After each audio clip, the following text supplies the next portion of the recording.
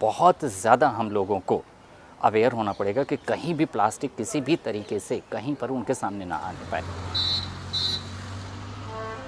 अगली बार जब हम किचन का कचरा फेंकने के लिए प्लास्टिक बैग का इस्तेमाल करें तो ये सोचना अच्छा होगा कि ये बैग आखिर कहाँ जाते हैं।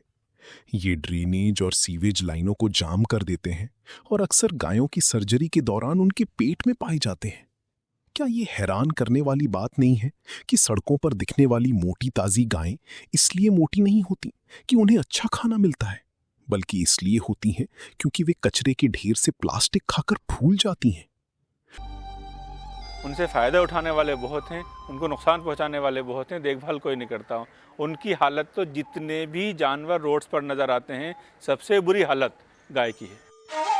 Veterinary surgeon doctor Narendra Reddy, जिन्होंने ऐसी कई सर्जरी की हैं, आज एक और सर्जरी करने के लिए तैयार हैं। इसमें बहुत सारा प्लास्टिक है। जब गाय को सर्जरी के लिए धोया और तैयार किया जा रहा है तो आइए समझने की कोशिश करते हैं कि प्लास्टिक गायों के लिए इतना बुरा क्यों है और गाय का पाचन तंत्र कैसे काम करता है। गाय के पेट के 4 हिस्से होते हैं। पहला रूमेन, दूसरा रेटिकुलम, तीसरा ओमासम और चौथा एबोमासम, जो हमारे पेट जैसा होता है। असल में ये 4 हिस्से अलग अलग जगहों पर होते हैं, इसलिए जब खाना पहले हिस्से से दूसरे हिस्से में जाता है तो उसे बारीक टुकड़ों में होना चाहिए। लेकिन प्लास्टिक को बारीक टुकड़ों में तोड़ना मुमकिन नहीं है, क्योंकि ऐसा कोई सिस्टम नहीं है जो उन्हें छोटे टुकड़ों में तोड़ सके ताकि वे दूसरे हिस्से में जा सकें। इसलिए वे जिंदगी भर पहले पेट में ही फंसे रहते हैं।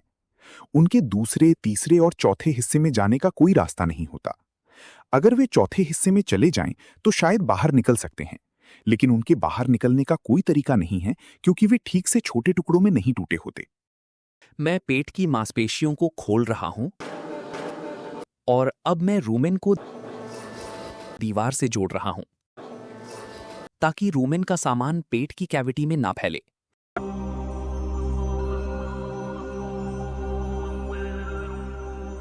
अब हम रूमेन को खोल रहे हैं। इसमें बहुत सारा प्लास्टिक एक दूसरे में उलझा हुआ है और पत्थर जैसा सख्त हो गया है। इसे निकालना भी बहुत मुश्किल है।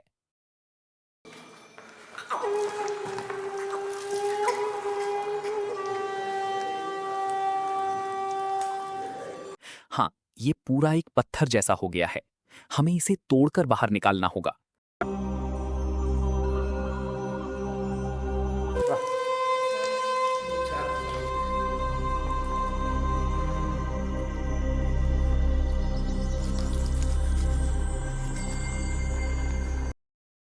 इसलिए इसे निकालने के लिए हमें इसे छोटे टुकड़ों में तोड़ना होगा।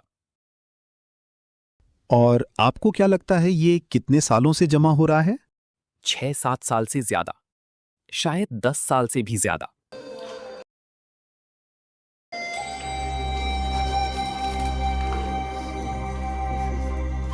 सब कुछ उलझकर एक पत्थर जैसा बन गया था।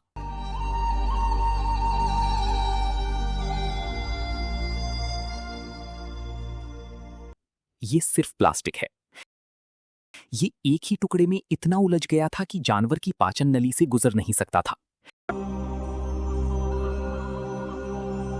अगर ये एक ही टुकड़ा होता तो शायद नली से निकल जाता।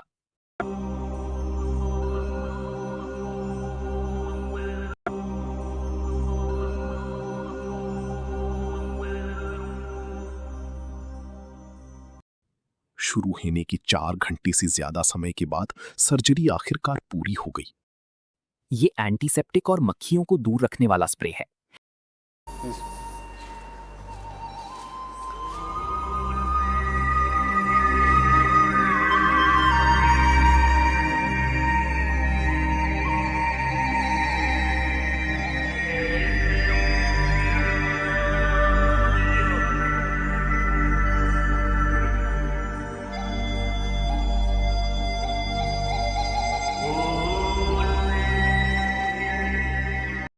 और अब निकाले गए सारे प्लास्टिक कचरे को इकट्ठा करने और उसका वजन करने का समय है। करुणा सोसाइटी ने अपनी सभी र्यूमिनोटोमी मतलब पेट की सर्जरी के ऑपरेशंस में हमेशा इस नियम का पालन किया है। आखिर में कुल वजन करने पर पता चला कि इस बेचारी गाय के पेट से चौंकाने वाला 53 किलो प्लास्टिक कचरा निकला है, जबकि 1 किलो प्लास्टिक कचरा भी बहुत ज्यादा होता है। ये समझने के लिए कि ये गलत है, किसी को जानवरों का प्रेमी होने की भी जरूरत नहीं है। ये सरासर क्रूरता है।